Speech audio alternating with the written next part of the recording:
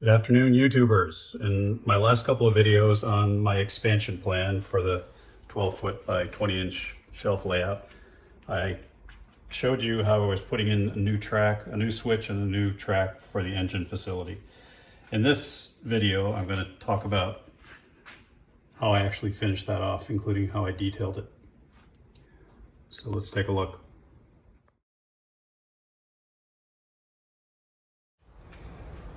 I'll show you how I paint the rails and the ties. And I use this camo Rust-Oleum brown. And you got to tape off everything obviously surrounding it that you don't want painted. And as you know, spray paint has a nasty way of sneaking through any little cracks you can find. So get all the cars out of the way and tape off and mask everything. And then I just hit it from multiple directions. You don't need a lot. You want to cover the rails so they look rusted. And don't be afraid to spray the entire switch. You're going to clean it off. It's a little harder this way because I can't see what I'm doing. But nobody can see that side of the layout anyway, so there you go. How does that look? Not bad. With the switch, I like to open it up and then spray both sides. All right, make sure you don't have any glaring gaps. And I've got the garage doors wide open because I am not into the fumes of this stuff. Toxic.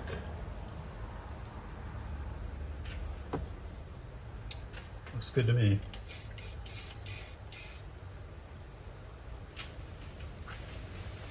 Okay. So that's, I'll clean off the tops of the rails. Just get a shot in there. You can see how it's a little glossy now, but it's a flat paint. So once it dries, it's flat. It'll flatten out.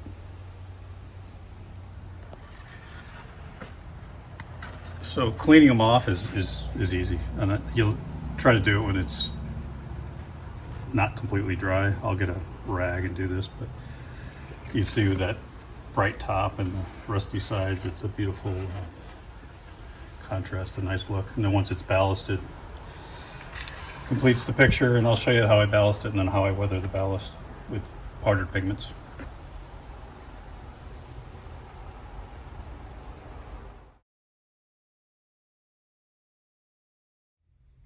Let's take a look at how I weather the track. There's a million videos on YouTube about how you glue the ballast, so I didn't bother with that. I use 50/50 Elmer's glue and water. Just spray it with like a soapy water mix first and then put the glue down, let it dry overnight. I used medium gray ballast across the whole layout. And then now what I'm going to do is I'm going to make rust along the rails and then put grease or black down the middle, which you see in the rest of the layout. And for that I use this burnt umber and natural iron oxide, which is a black basically. This burnt umber I use almost everywhere. That's why there's not much in there. So really, it's pretty straightforward. Don't overthink it. Just put a decent amount on there, and I just go right on top of the rail so it falls over to each side. I've taped off these concrete pads so I don't get the pigment on those. That's what the blue tape is. And you know, put a decent amount on. Don't cover everything, but a decent amount on, because then what I'm going to do afterwards is I'm going to spray it or mist it with water, and that just helps it set in a little bit.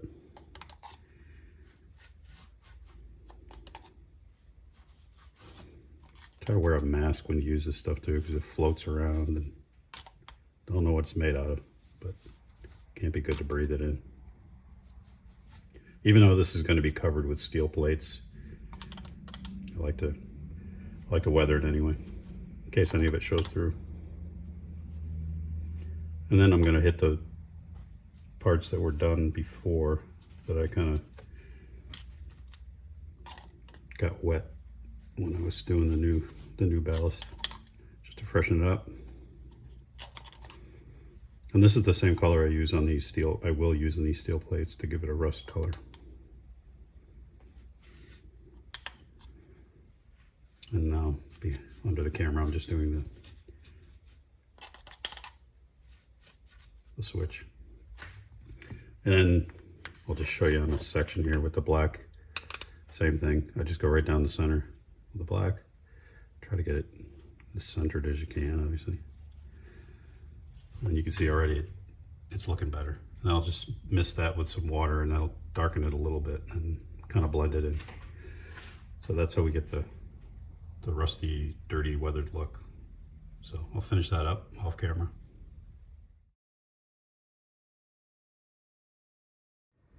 All right, here's the finished addition to the engine facility. The new switch, the ballast is in and weathered. I decided to keep the oil tank, the fuel tank. I was going to have an underground tank, but this gave me an opportunity to give it a grungy, rusty look. To get that tank smooth, I used the Tester's body putty, and once that dried, I put that into the seams, and once it dried, I sanded it down, and I got rid of those ugly seams that you typically get on these plastic models. The whole perimeter of this facility will be fenced in with a chain link, and there'll be a gate here that opens and closes, similar to what I have on the print facility here, but larger.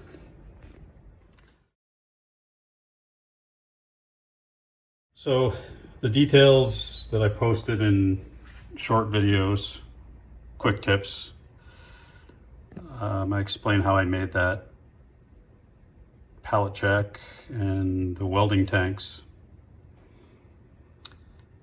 and the waste barrel, or the rubbish barrel.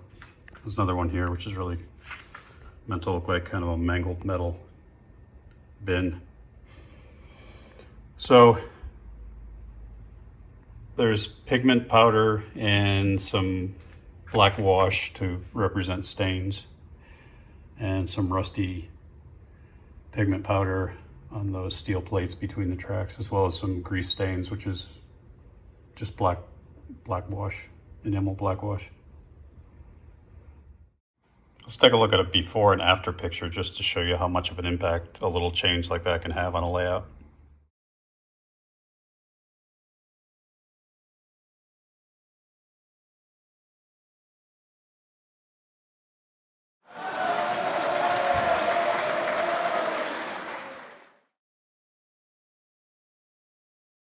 So a little bit of fine detail work to do. I've got to paint some things like the air compressor, those oil drums. On that pallet is a coupler that's sitting there, taking off an engine at one point, some hoses and whatnot. So it's sort of become the central focal point of the layout.